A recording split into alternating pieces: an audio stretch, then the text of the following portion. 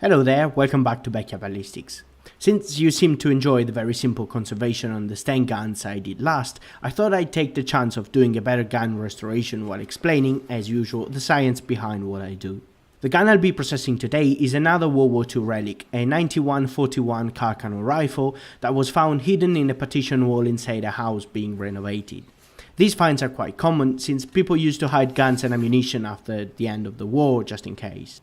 An interesting thing to note is that one side of the gun is in much worse condition than the other, and this usually means that the gun was rested on its side, so that one aged differently than the other. Anyway, first thing I do is disassembling it.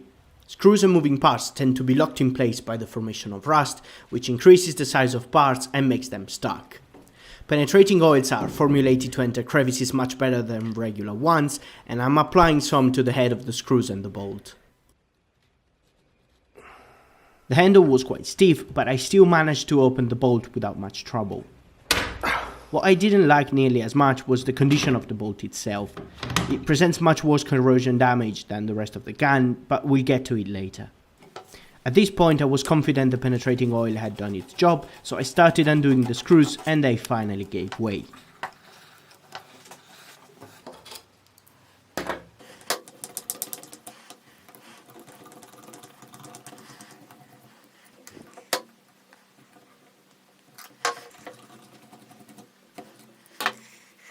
Next up is the front barrel band.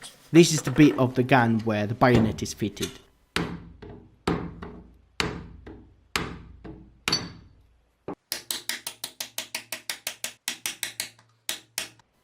This one was a bit more stuck, and with it comes the upper part of the forearm. At this point we can finally separate the wood from the metal and send each to their specific restoration processes.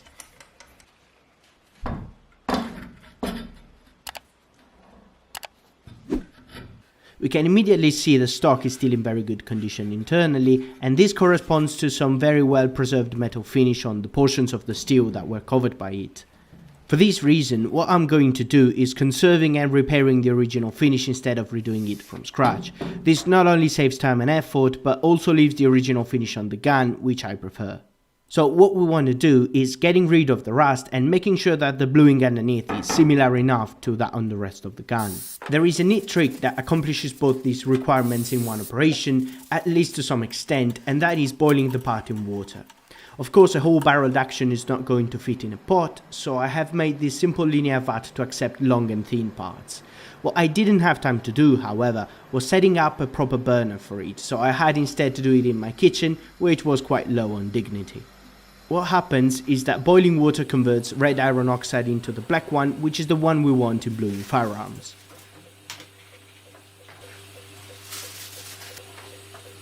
Quick word of caution here. In common language, bluing is an umbrella term that includes any iron oxide coating on steel, and I keep using it as such for the sake of simplicity, but in reality what we're dealing with now is actually blacking, which nowadays is the most common oxide coating by far. Proper bluing actually looks blue, and I'll talk about it in another video. Another thing to keep in mind is that boiling water doesn't convert red iron oxide into the black one all by itself. It only does so when the oxide is in intimate contact with the metal surface. You can actually see that after boiling the water turns red from rust particles that remain suspended in it and are never converted to black oxide. This means that a uniform, adherent and thin layer of rust will correctly convert into the black finish we want, but in our case most of the rust is quite the opposite, so we're actually converting only a small portion of it. In fact, as soon as the part comes out of the boiling water, it basically looks like nothing happened. It's still looking orange-red in the rusted areas. However, we'll soon see that there was indeed an improvement. Firstly, the excess red oxide is now easier to scratch off. Remember that we don't want to scratch the bluing underneath, so we need to be careful what tools we use. Steel wool and hand steel brushes are fine, but stay away from typical wire wheels. Their bristles are very hard, and even at low speeds they'll scratch both the bluing and the metal underneath. I didn't have a delicate enough power wheel while filming, so I did everything by hand, and it wasn't actually too bad. As you can see, once the red residue is scraped away, we actually get back to a blued finish, although roughened by corrosion pits. In non-stainless steels, the pits are in large number and quite shallow, so the damage is only aesthetic. There are ways of mitigating them, but that's not what I'm going to do today. I want to keep this gun as close to the original as I can. Thanks to boiling, the finish is still dark enough, so I'm not going to darken it further. Staying on the barreled action, I want to show you another interesting detail. In some areas, like here in the first couple inches of barrel, rust also formed some larger, compact and very hard lumps. I'm not sure, but I think these are hematite crystals that were able to grow over years of corrosion.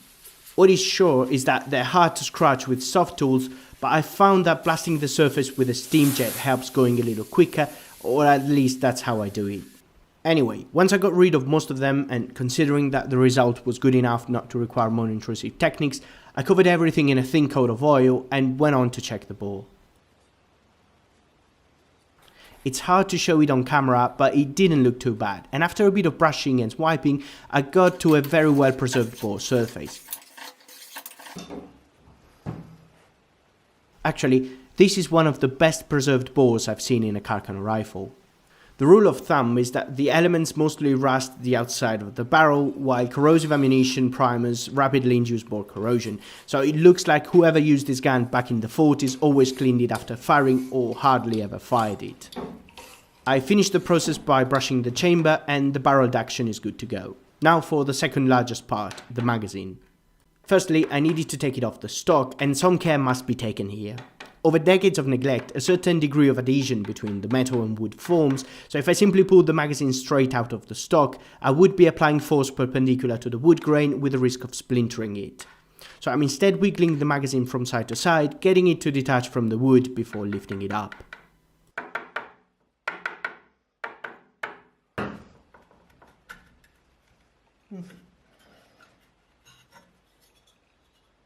Now, on this piece rusting happened more vigorously, but I still tried to save it through boiling and scratching. However, even after 2 boilings, I was left with some very stubborn rust lumps. These, together with a very bad looking surface, made me decide to take a more radical approach. After disassembling it completely, I took the part that I wanted to refinish and proceeded to derust and deblue it.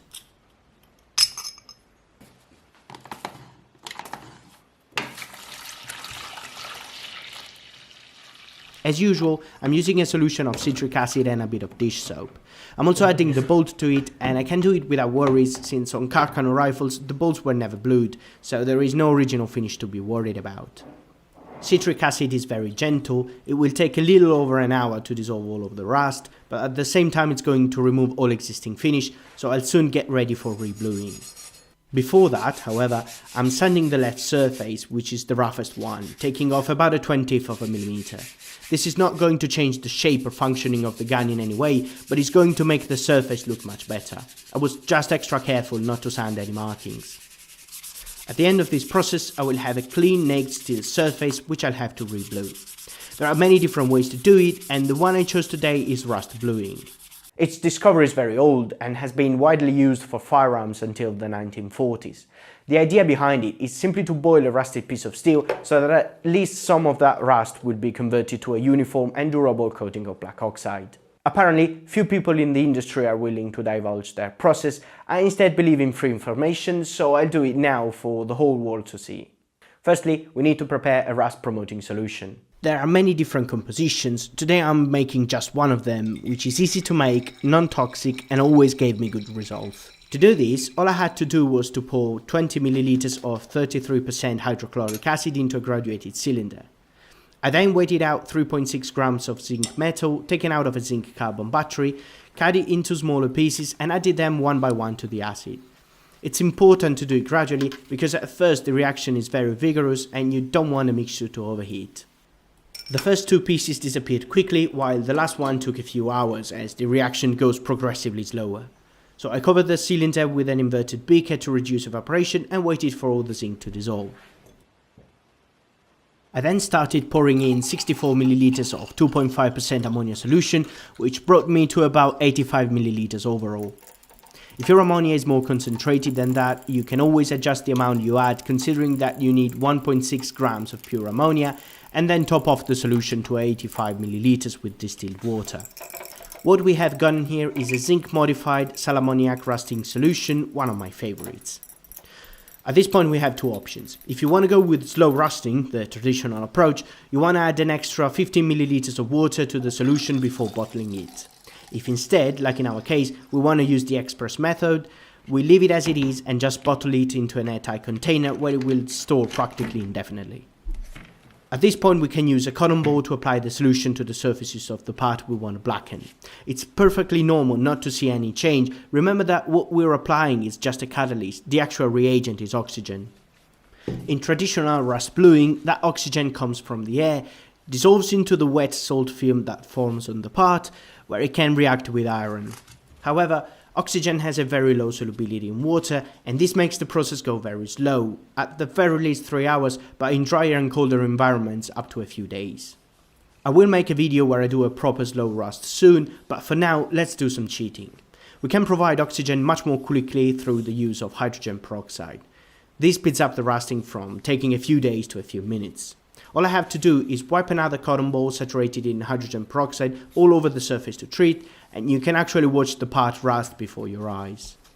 However, thanks to our carefully crafted rusting catalyst, we are getting rust in the very form we need. The layer that is being produced is so uniform that it almost looks like the part is made of copper, as it retains its metallic shine.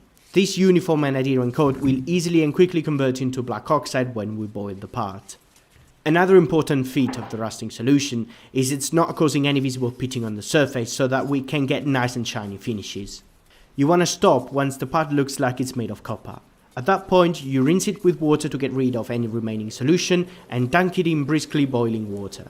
I'm not sure if I got it visible on camera, but the part goes from orange to black in just about a minute, but I still normally boil it for 15 minutes just to be on the safe side, after which I take the parts out and dry them. Some of the black oxide we formed is actually not adherent to the surface, and it is important we scrape it all off with steel wool.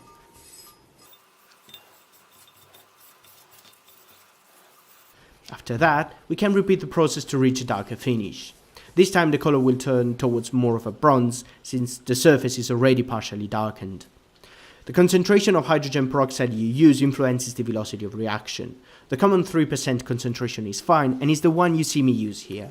It requires a bit more time, but is very easy to control. Going over 8% makes the process too quick to control and pitting can occur. I feel the best compromise is 5 or 6%, at least that's what I normally use. Anyway, this is the result after 5 passes, which overall took about 3 hours. At this point I felt the bluing looked right, so I oiled the part with some oil and we're basically done with it.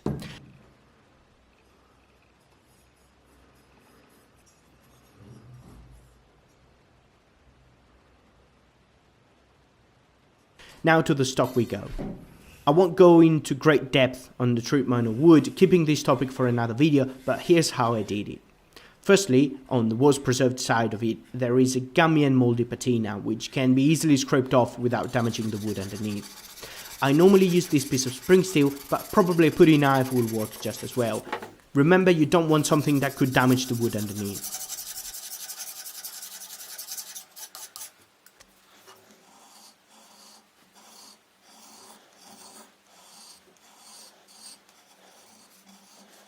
We are slowly uncovering a much better looking surface, and once most of the gummy residues were scraped off, I moved to a fine Scotch-Brite pad to make the surface more uniform, all this while being extra careful not to damage the markings on the stock, which unfortunately had already been crudely scraped at some stage in the past, maybe to read the numbers.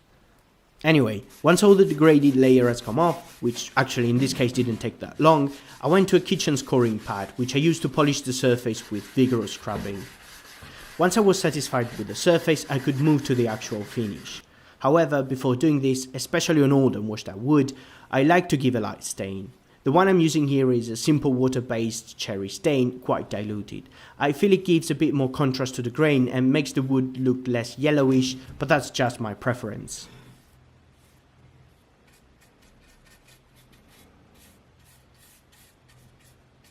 Anyway, once thoroughly dried, this is the result and we can start finishing it. I'm using boiled linseed oil, which dries quicker than the raw one. I do the first coat applying a liberal amount, making sure that the surface can absorb as much as it wants. Once I'm able to leave a visible coat of oil on the surface, I wait about an hour and then vigorously scrub the excess off with a cloth. This part is very important. Linseed oil is a drying oil, meaning it polymerizes in contact with the air, becoming a solid, and if you don't remove the excess off your stock, it's going to remain sticky for years to come. After I scrubbed all the excess, I let it sit for 24 hours. Then I reapply some more linseed oil, but this time using a piece of cloth instead of a brush and simply rubbing the stock with it for a few minutes, adding more oil if necessary. As usual, there must be no excess on the surface. I then wait another 24 hours and then repeat this step one last time. And this is the result. At this point, we only have to reassemble everything together.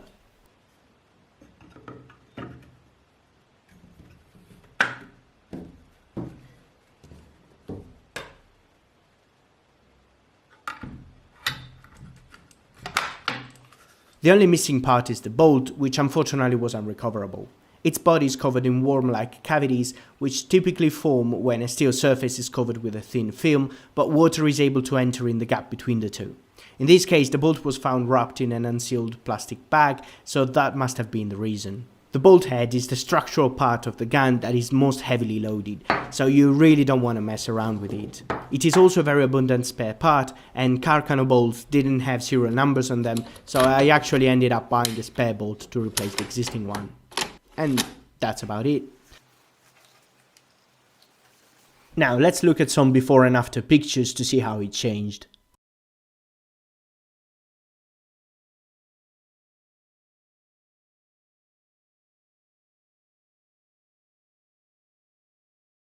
It definitely improved quite a bit, and the final thing I want to do with it is of course shooting it. However, instead of using some brand new ammunition, I thought it would be nice to use some original one coming from a different war find. These were from the 20s and 30s, so even older than the rifle, which is marked in 1942, and in horrible conditions, covered in what appears to be a mixture of mud and plaster, so I had to reload them into some new brass after cleaning the bullets with dilute hydrochloric acid. I'm still using the original powder that they came with though, so I can almost say that even the ammo was restored.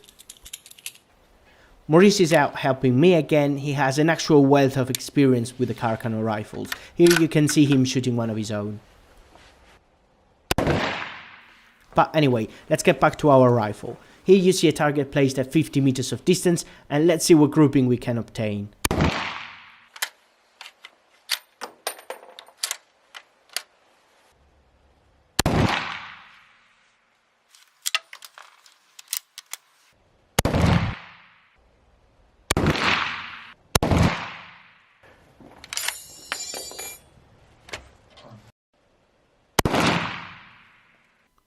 He fired 6 rounds on the left target and 12 on the right one. There are a few flyers due to the fact that Maurice was firing without a rest, but the main grouping is quite good. Similar result on the right target, which was actually the first one to be shot. The 2 lowermost holes were due to a sighting error and shall not be considered. Once again, a huge thanks goes to my patrons, which as usual are all listed here. Thank you all for watching, subscribe if you'd like to see more, and I'll see you next time. Bye.